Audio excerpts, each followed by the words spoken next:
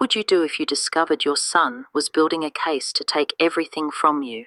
The home you built, the money you earned, even your own freedom. I found out the hard way. I was at the front door, about to leave for the airport, when I heard the words. Guardianship, they said. Cognitive slippage. They were talking about me, my son, and his lawyer. He thought I was frail. He thought I was easy to manipulate. What he didn't realize was that a lifetime of archiving isn't about collecting dusty books. It's about understanding power. And in that moment, the question wasn't if I would fight back, but how far I would have to go to win. My suitcase was already checked. The boarding pass for my flight to Chicago, where I was to meet my first grandchild, was a crisp, hopeful rectangle in my coat pocket. But as my taxi idled at the curb of our Beacon Hill brownstone, a sudden, inexplicable dread washed over me. I'd forgotten it. The original will. Not the notarized copy in the desk, but the true original, the one with my husband Robert's handwritten annotations in the margins. The one I suddenly felt I could not leave behind. Just 5 minutes, I told the driver, my voice sounding distant to my own ears. I let myself in through the heavy oak door. The air inside was still, unnaturally so. I didn't call out my son Derek's name. Something held my tongue.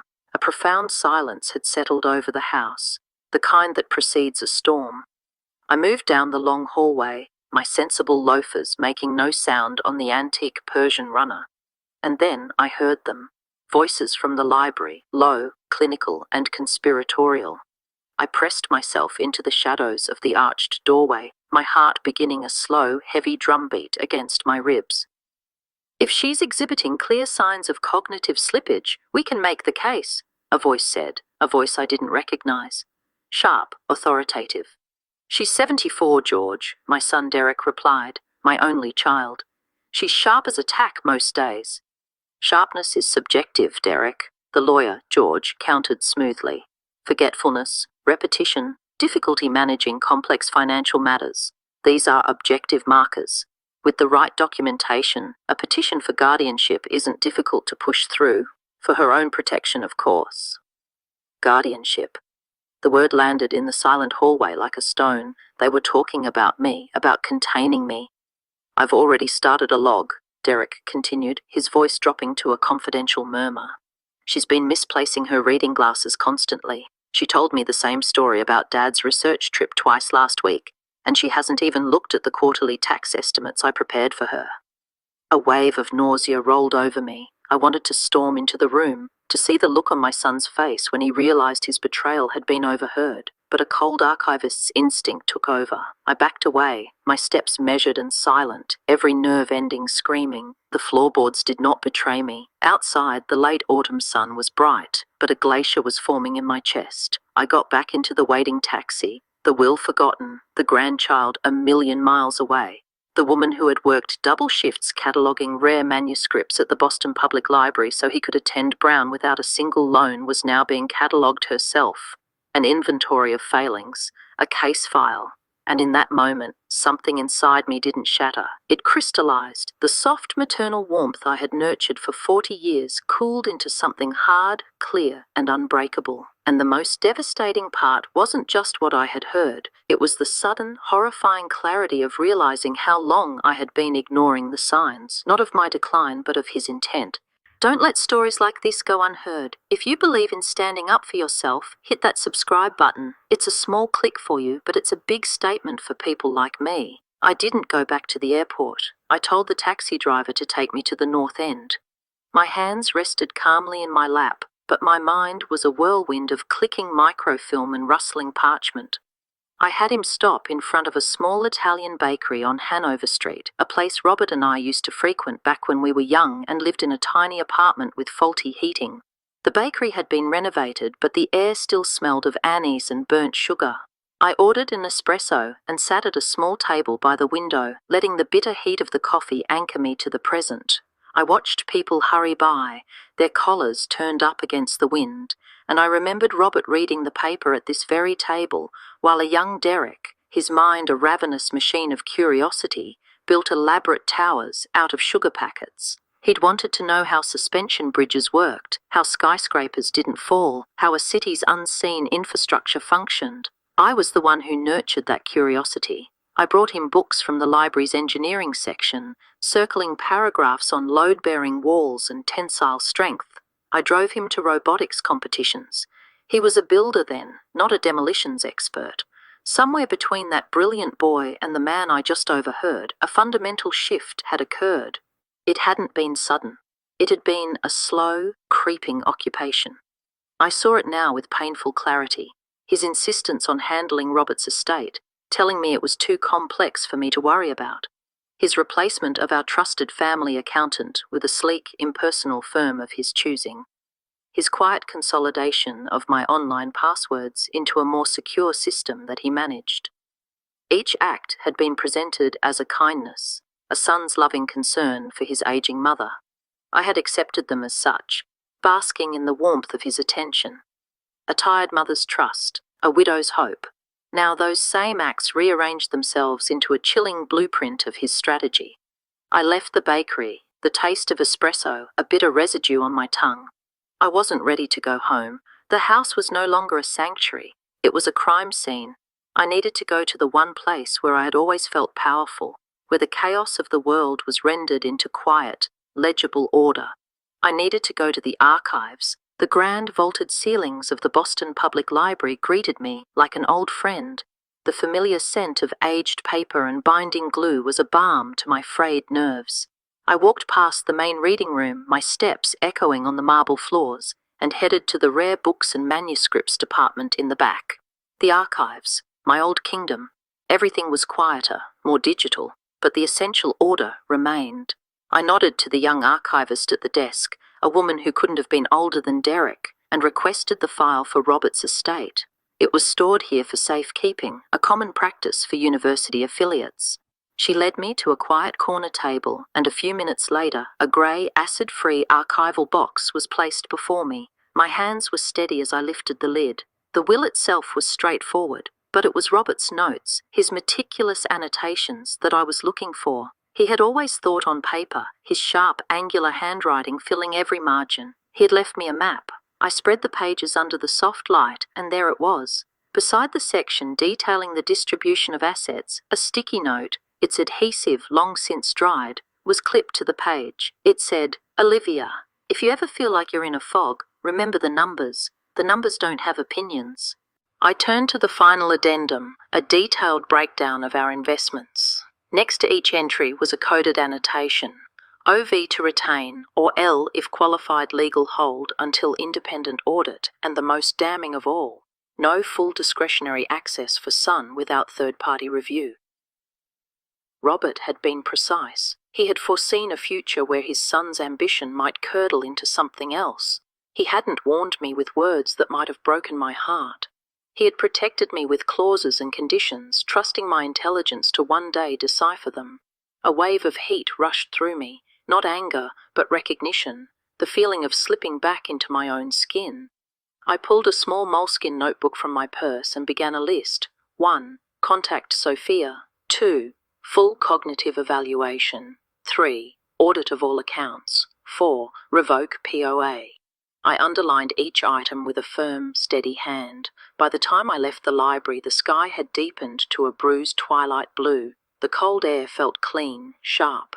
I walked to the curb to hail a cab, my posture erect, my mind clear. I didn't feel 74. I didn't feel confused. I didn't feel like a case file to be managed. I felt like Olivia Avance, the woman who had once identified a forged signature on a 17th century manuscript and who would now meticulously document the attempted erasure of her own life. The next morning I began my performance. I knew Derek would be back. He was building his case and he would need more observations. I rummaged in the back of a closet and found a tiny digital voice recorder I used to use for oral history interviews. I tested it, saw the small red light blink once, and then tucked it deep within the soil of a large potted fern in the living room, its microphone aimed toward the sitting area. I left the front door unlocked. I made tea, accidentally spilling a small puddle on the granite countertop and leaving it there. I pulled out the newspaper's crossword puzzle and filled in a few answers, deliberately getting one wrong. These were the breadcrumbs I would leave for him, the small signals of a mind beginning to fray. He arrived at 10, unannounced, carrying a bag of groceries and wearing an expression of gentle, dutiful concern. He kissed my cheek, commented that the house felt a bit cold, and I nodded vaguely, saying I must have forgotten to check the thermostat. The play had begun. He moved about the kitchen with a proprietary air, unpacking organic soup and gluten-free crackers. He asked how I was sleeping. I gave a meandering, non-committal answer, changing the subject halfway through. I let my hand tremble slightly as I stirred my tea. He watched me, his eyes missing nothing. He scanned the mail piled on the counter, singling out a letter from our investment firm. I told him I hadn't gotten around to opening it yet, that the numbers made my head swim these days. He offered so kindly to review it for me. I waved a hand and said, "Later, perhaps, after our soup." He leaned against the doorframe, his expression softening into one of profound gravity. This was the moment I was waiting for. If you're still not subscribed, maybe you're not meant to know how this ends. Maybe you prefer the comfort of not knowing what true strength looks like. Prove me wrong in the comments. He told me he'd been researching some assisted living communities. "Just options, Mom," he said, his voice a gentle caress. "Places with gardens, music programs, staff trained in memory care." He was painting a picture of a gilded cage, and he said it as if he were offering me a gift. I blinked, feigning a slow, confused thought process. I smiled faintly. "It might be nice," I said, "to have someone else do the cooking." Then I looked at him, my eyes wide with manufactured innocence, and asked, "What day is it today, dear?" I saw it in his eyes, a flicker of satisfaction, the final piece of his narrative clicking into place. After he left, I retrieved the recorder from the fern. I sat in Robert's study, the door locked, and listened to the entire conversation, every word, every carefully placed pause, every condescendingly gentle inquiry. I didn't feel anger. I felt a cold, clean sense of purpose. I now had more than a memory of betrayal. I had a primary source document. That afternoon, I found Sophia's number in an old leather-bound address book. We had worked together at the library for 20 years before she left to practice estate law. She was fiercely intelligent and had zero tolerance for nonsense. I left a message, my voice calm and direct. "Sophia, it's Olivia Avance. I need a legal mind I can trust. It's personal." She was at my house by 4. She didn't waste time with pleasantries. She sat at my kitchen table, her presence filling the room, and I slid the recorder and a copy of Robert's annotated will across to her. She listened to the recording in its entirety, her expression unreadable. When it was finished, she looked at me and said 5 simple words, "We are going to fix this." She opened her laptop and her fingers began to fly across the keyboard. She explained the process with the clarity of a seasoned general laying out a battle plan. First, we would immediately revoke Derek's existing power of attorney. Second, we would draft a new ironclad will and a living trust, designating a trusted executor. Third, we would secure my digital life, creating encrypted backups for everything. Fourth, we would get a full, documented cognitive evaluation from a top neurologist at Mass General. "Everything they assumed you've forgotten," she said, a grim smile touching her lips. "We are about to rewrite in permanent ink." Before she left, she placed a single sheet of paper in front of me. It was the formal revocation of Derek's POA. I signed my name, my hand not shaking in the slightest. She slid the document into her briefcase. "This," she said, "is the first move. From now on, he's no longer playing with a novice. He's playing against a grand master." The days that followed were a masterclass in quiet, methodical warfare. Sophia had given me a checklist, but I barely needed it. The archivist in me took over, and I began to assemble my own counterfile, my own irrefutable collection of evidence. My first stop was my longtime physician, Dr. Albright. I requested a full cognitive assessment. "Is everything all right, Olivia?" he asked, his brow furrowed with genuine concern. "Everything is fine," I replied. "I just require a baseline for my personal records." He conducted the tests, and at the end he handed me a signed letter stating I was cognitively sound, with memory and reasoning skills well above average for my age. I filed it away. Exhibit A. I began documenting my life with the meticulousness of a historian. I saved grocery receipts and cross-referenced them with my bank statements, making notes in the margins. I printed out complex email exchanges with my book club about Proust. I scanned every page into the encrypted cloud storage Sophia had set up for me, each file saved with a timestamp, each document a small sharp stone in the wall I was building. One afternoon, in the back of Robert's closet, I found a small box labelled correspondence. Inside, among letters from his university days, was a single folded sheet of paper dated 10 years prior. It wasn't a letter, but a note to himself. It read, "If the day ever comes that Derek's ambition eclipses his empathy, remember that Olivia's quietness is not a lack of strength, but a withholding of it. She sees everything." I sat on the edge of our bed, the note in my hand, the house utterly still. Robert had known, not the specifics, but the potential. He had seen the fault line in our son's character, and he had left me this final posthumous validation. I was not imagining things. I was not overreacting. I was seeing everything. Derek showed up 2 days later, on a Wednesday. The doorbell rang just after noon. I took a slow, deliberate breath before opening the door. He stood there with a small bouquet of grocery store daisies and that same soft, practiced smile. He was here to gather more data for his file. I let him in. He brought soup. We sat at the kitchen table. He asked about my sleep. I told him some nights were better than others. He watched my hands as I stirred my soup, looking for a tremor that wasn't there. Then he began to speak about the care communities again, this time with a brochure. He spoke of wellness programs and managed care. He said he just wanted what was best for me, that it wasn't safe to be alone so much. "I've spoken with Mr. George again," he said gently. "He thinks we can get the paperwork expedited if we file this week. He just needs a final statement of concern." I let a long pause stretch between us. The recorder on the bookshelf was catching every syllable. I looked down at my hands, then back up at him. "Perhaps," I said, my voice soft. "I will consider it." His face relaxed into a subtle expression of relief. He thought he was winning. After he left, I watched him from the window as he sat in his car, typing furiously into his phone. He was likely composing his statement of concern right now, filled with the manufactured evidence I had just so carefully provided. I turned from the window and walked into the study. I uploaded the new audio file and labelled it Visit 3, Expedited Paperwork Discussion. The performance was nearly complete, but so was the record. You've made it this far, but you still haven't subscribed. What are you waiting for? Do you need a signed, notarized permission slip? Don't be a spectator to your own life's narrative. Subscribe. 3 days later, Sophia delivered our response. It was not a letter. It was a dossier. It was hand-delivered by a courier to Mr. George's downtown office.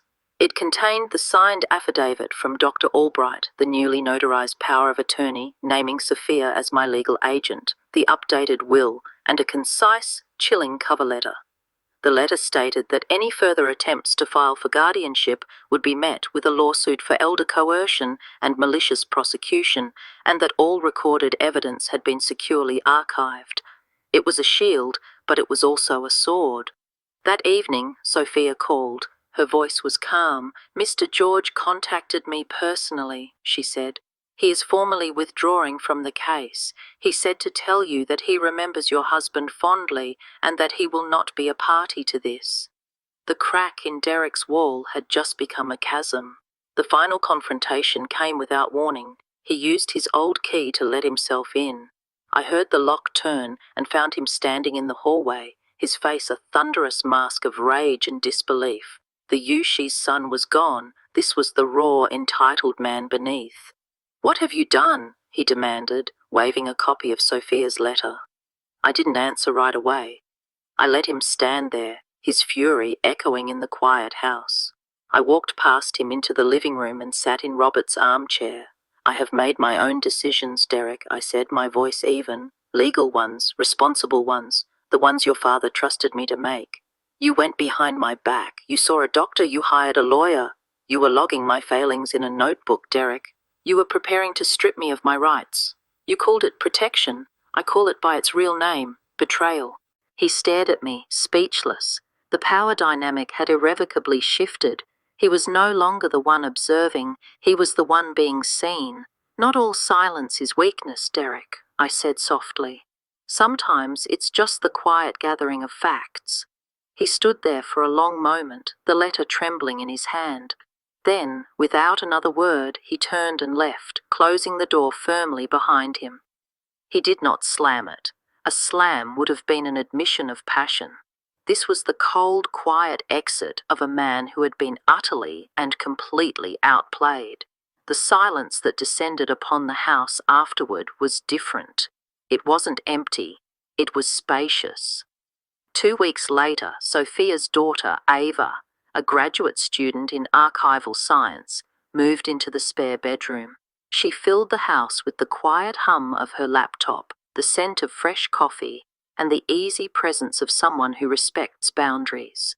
She helped me digitize Robert's old photographs, her careful hands treating each one like a treasure. One evening, we sat in the library, the room where I had first overheard the plot against me. Ava was labeling archival boxes. I was reading. The house was no longer quiet, and neither was I. I had not disowned my son. I had simply removed him as the editor of my life. I had taken back the pen. In my journal that night, I wrote a final entry on the matter. There was no loud victory, no courtroom drama.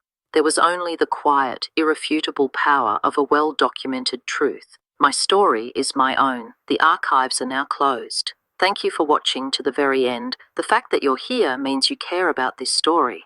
Now prove it to yourself and everyone else. Subscribe, and don't forget to hit that bell icon. The archives may be closed, but the conversation is just beginning. Or, if you refuse to subscribe, be brave and tell us why in the comments. We want to know.